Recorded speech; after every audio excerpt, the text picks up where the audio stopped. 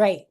To mature into the next version of ourselves and to take action on those things that matter, right? That are in our hearts, because Mars, which is led by, it rules Aries, is in the heart space right now. This is about you following your true heart's creative passions, guys. That's why I'm doing this astrology 30-day astrology conversation.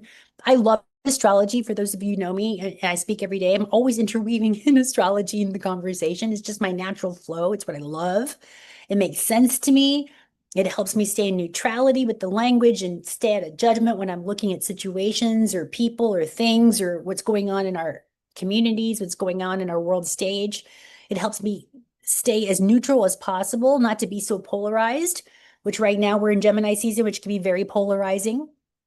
So with this transit of Saturn ingressing into Aries, conjuncting Neptune, it's asking us to level up, to be ready to be the leaders of our lives and to maturation, right? To step into a level of maturity that you probably have never had access to before, that you've never seen before, that you were able never to tap into before, right? It's a new cycle. We're beginning a whole new, I keep seeing scaffolding, right?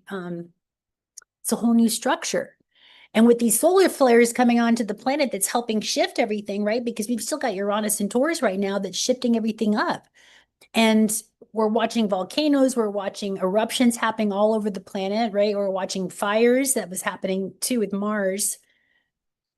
There's just a lot of tumultuous change happening on the planetary grid. And I feel it's because the Saturn, which also rules structure and boundaries, is bringing in all this Mars energy, this action energy, which is also sun, right? Solar flares is sun. So there you go. There's the coronal masses.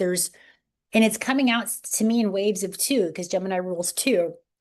Lately, I've been seeing my screen double up. It's kind of funny when you start paying attention to the astrology. It's like you start seeing doubles of things, or it's like, oh, I've uploaded that video twice. Why did I do that? So it's funny how Gemini shows up.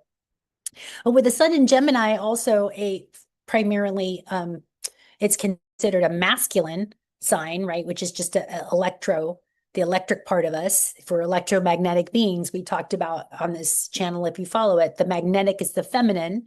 It's not a gender, it's a frequency. And then the masculine is the electric, right? So Aries is electric. Gemini is electric.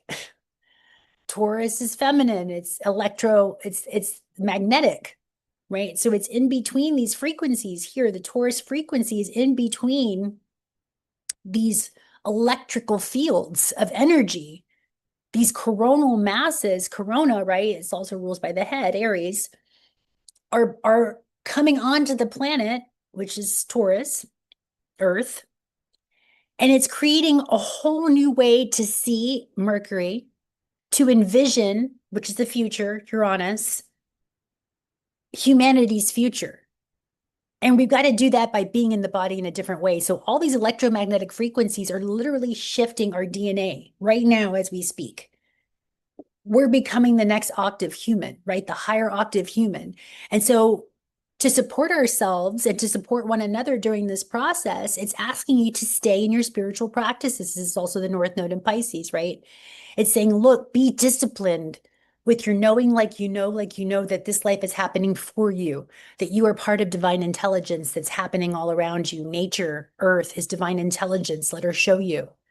Shift with it. Don't try to resist. When we resist, things persist, right? So I keep seeing the surrender, right? North Node, just surrender what you think you know. Surrender, the old illusions of Pisces, those are fallen away. Pisces also rules religious structures. It rules belief, right? So these old indoctrinated structures, ways of thinking, ways of perceiving are falling away anyway. I think of like going to the beach, right? And you try to build a sandcastle and the big wave comes and just takes it all away like it was never there. And energetically, that's what's happening. And so I like to ask, what's right about this, right? What's right about these frequencies coming in and upgrading our whole biology? Our bioelectrical field is being upgraded.